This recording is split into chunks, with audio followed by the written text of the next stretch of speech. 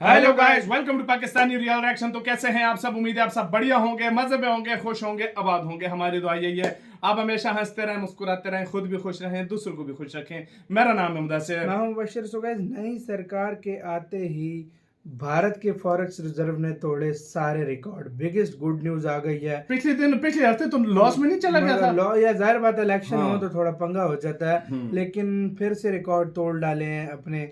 अब कौन से रिकॉर्ड हैं, क्या कुछ है, सारा कुछ इस वीडियो के अंदर क्योंकि देखेंगे। 348 के 49 बिलियन हाँ, टोटल 648 बिलियन जब हमने लास्ट टाइम चेक हाँ। किए थे। अब पता नहीं कितने हुए, सारा कुछ जानेंगे। फॉरेक्स रिजर्व का हिंदी नॉलेज शो का गाइस वीडियो, इनकी वीडियो का लिंक मिल जाएगा डिस्क्रिप्शन में। प्लीज इनका चैनल लाजमी सब्सक्राइब कीजिएगा। देखते हैं भाई क्या रिकॉर्ड तोड़े, आखिर पे बोलेंगे। काउंटडाउन करते हैं, 3 2 1 एंड स्टार्ट। बात 60 के दशक की है। उस समय भारत नया नया आजाद देश था। देश की हालत हर तरीके से खराब थी। इंटरनल सिक्योरिटी हो या फिर बात करें हमारी इकोनॉमी की, हर जगह स्थिति बदहाल थी। यहाँ तक कि हम खाने के भी मोहताज थे। अमेरिका से हमारे देश में अनाज आया करता था और अमेरिका सड़ा गला या फिर साबुत टूटा हुआ जैसा अनाज भेजता था, उसी से काम चलाना पड़ता था। और ये स्थिति जल्द सुधरी नहीं।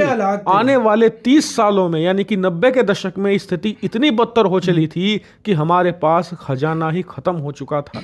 हम कुछ ही हफ्तों तक सामान दुनिया से इंपोर्ट कर सकते थे। डर ये था कि हमारे यहाँ पर तेल जैसी जो एक मामूली चीज है वो ना खत्म हो जाए, खाने पीने के लाले ना पड़ने लगे। और तब जाकर आप जानकर हैरान होंगे कि उस समय रिजर्व बैंक ऑफ इंडिया को अपने पास रखा सोना गिरवी तक रखना पड़ा था। अब आप खुद सोचिए कि एक आम घर में जब घर की औरतों को अपना सोना गिरवी रखना पड़ जाए तो ये कितनी ज्यादा बुरी स्थिति होगी। उस समय तो हमें अपने देश का सोना गिरवी रखना पड़ गया था। इससे आप अंदाजा लगाइए कि भारत उस समय कितनी शर्मनाक परिस्थितियों से जूझ रहा था। लेकिन आज 45 सालों के बाद भारत ने जून 2024 में जो कमाल कर दिखाया है वो ऐतिहासिक है। इसके बारे में अगर किसी 1990 के व्यक्ति से पूछा जाए टाइम में वापस जाकर तो वो शायद यकीन नहीं करेगा, क्योंकि उस वक्त इस मुकाम पर पहुंचना माउंट एवरेस्ट पर नंगे पैर चढ़ने जैसा है। उस समय अगर आप किसी विदेशी व्यक्ति से भी पूछते ना कि भारत क्या कभी इस मुकाम पर, इस मंजिल को पा पाएगा, तो सब हमारे मुंह पर हंसते और कहते कि पहले खाने का जुगाड़ कर लो तब मंजिल पाना। लेकिन आज मुझे गर्व है कि मेरा राष्ट्र आज न सिर्फ इस ऐतिहासिक ऊंचाई को छू चुका है बल्कि इसके पार भी जा चुका है। क्या है ऐतिहासिक ऊंचाई? आप अपनी स्क्रीन से खुद देख सकते हैं।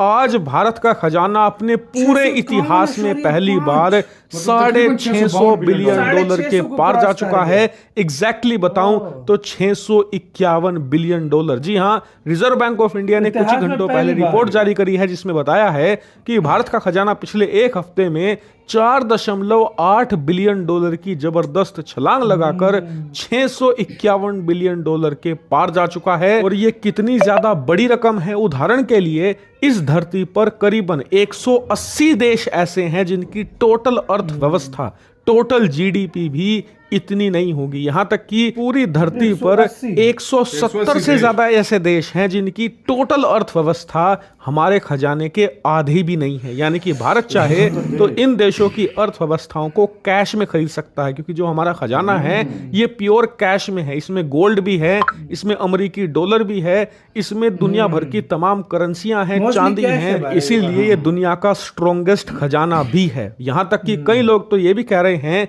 कि जो एंशिएंट इंडिया हुआ करता था, जिसे सोने की चिड़िया कहा जाता था, उसके पास भी इतना खजाना नहीं था। हालांकि आप कहोगे कि शायद होगा, सोने चांदी उस समय ज्यादा हुआ करते थे, लेकिन उस समय आप ये भी देखिए कि भारत अलग अलग राजाओं में, अलग अलग रजवाड़ों में बटा हुआ था। हर राजा अपने पूरे साम्राज्य को एक अलग एंटिटी के तौर पर रिप्रेजेंट करता था। ऐसे में उनका खजाना भी बटा हुआ था। लेकिन आज का भारत एक यूनाइटेड भारत है, संयुक्त भारत है, और इसका खजाना भी संयुक्त है। इसीलिए इसकी संभावना हो सकती है। हालांकि ये काम रिसर्चर्स का है, वही एग्जैक्टली बता पाएंगे कि इसमें कितनी सच्चाई है। लेकिन एक बात तो तय है कि ये एक ऐतिहासिक मुकाम है, भारत जहां पर पहुंच चुका है। लेकिन हमें रुकना नहीं है। हमारा खजाना अभी माउंट एवरेस्ट तक पहुंचा है, हमें तो इसे ओलंपस मॉन्स तक ले जाना है। अब माउंट ओलंपस क्या है, कहां है, कितना ऊंचा है, ये आप मुझे कमेंट करके बताइए। माउंट ओलंपस ये तो भाई उधर का है, मार्स का के उस जगह पे चांद पे है ये बहुत बड़ा माउंट है, ये तो माउंट एवरेस्ट का भी बाप है भाई, ये बहुत बड़ी चीज है भाई। उसके चलो अब आते हैं मैन, मुझे भाई उस जगह पे घूस बम्स मिले जिस वक्त भाई ने वो बात की भाई, भाई ने बड़े मजे का बोला कि एक ऐसा टाइम था कि अमेरिका जो है वहां से गला सड़ा हुआ मतलब अनाज भारत आता था। इतने गरीब भारत के लोग थे कि मतलब उस टाइम अगर बोलते ना भारतीय लोग कि भाई हम इतना बड़ा खजाना एक टाइम पे बनाएंगे, तो लोग अपने मतलब देश के लोग क्या पूरी दुनिया हंसती कि भाई कैसी बात कर रहे हो, खाने का जुगाड़ लगा।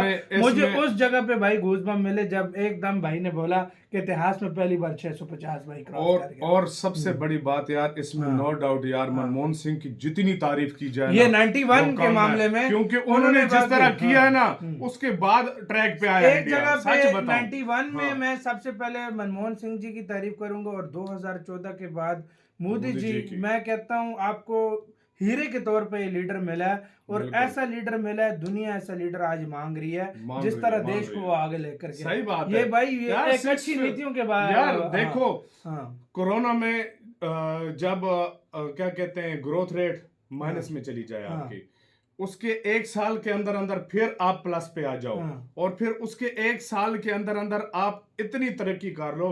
एक वो टाइम जब आपका तकरीबन $100 बिलियन गिर जाए, उसके बाद आप एक साल 1.5 साल में फिर इसके आंकड़े को पार करके क्रॉस भी कर जाओ, मतलब आप जो ऑल टाइम रिकॉर्ड था वो इंडिया का वो भी तोड़ दो। ये सफलता है, ये असल सफलता ये और इंडियंस की मेहनत और इंडियंस की मेहनत है। और यार देखो एक वो भी टाइम था, वो भी टाइम को देखो, भारत एक टाइम पे सोने की चिड़िया था, फिर सब कुछ लूट लिया, कुछ नहीं बचा। फिर भारत एक गरीब देश बन गया जहाँ पर खाने की भी लाले लगे थे, और फिर एक ऐसा आज टाइम आया कि फिर से वो सोने की चिड़िया आज पूरी दुनिया को देता है, आज पूरी दुनिया को अनाज देता है। जिस दुनिया में जिस जगह पे भी कोई प्रॉब्लम होती है, इंडिया भारत सबसे पहले, और कितने देशों को फ्री अनाज पैसा देता है, वैक्सीन देता है, मेडिसिन देता है, अनाज देता है, पैसे देता है। आज इंडिया देने वाला बन गया, पूरी दुनिया को बांट रहा है, पूरी दुनिया इसमें कोई शक नहीं। आज इंडिया पूरी दुनिया को बांट रहा है। तो ये भी है भारत ने, क्योंकि खुद भी अपना भाई एक मुश्किल टाइम देखा है, तो भारत इस चीज को अच्छे से जानता है कि भाई कैसा ये मुश्किल टाइम होता है। और बिल्कुल सच है, और वही हम कहते हैं हम भी इसी तरह यार तरक्की करें। बेशक देखो यार हम अलग एक टाइम पे जन्म हुआ था, लेकिन भाई देखा जाए अलग हुआ है, चाहते हैं इस तरह की भाई हमारा भी जाए यार, सच में हमारा मुल्क भी ऐसी तरक्की करे, जब भी हम ये देखते हैं। सही बात, क्योंकि भारत कर सकता है तो पाकिस्तान को भी मेहनत करनी चाहिए और सबसे पहले एजुकेशन की तरफ हमारा मुल्क भी तरक्की करे, और एजुकेशन में हर मामले में। आपका गाइस इसके ऊपर क्या कहना है, अपनी राय कमेंट सेक्शन में दें। आप क्या सोचते हैं इस सारे मामले के ऊपर? लाइक कमेंट शेयर सब्सक्राइब करना मत भूलेगा। तो यार बाय।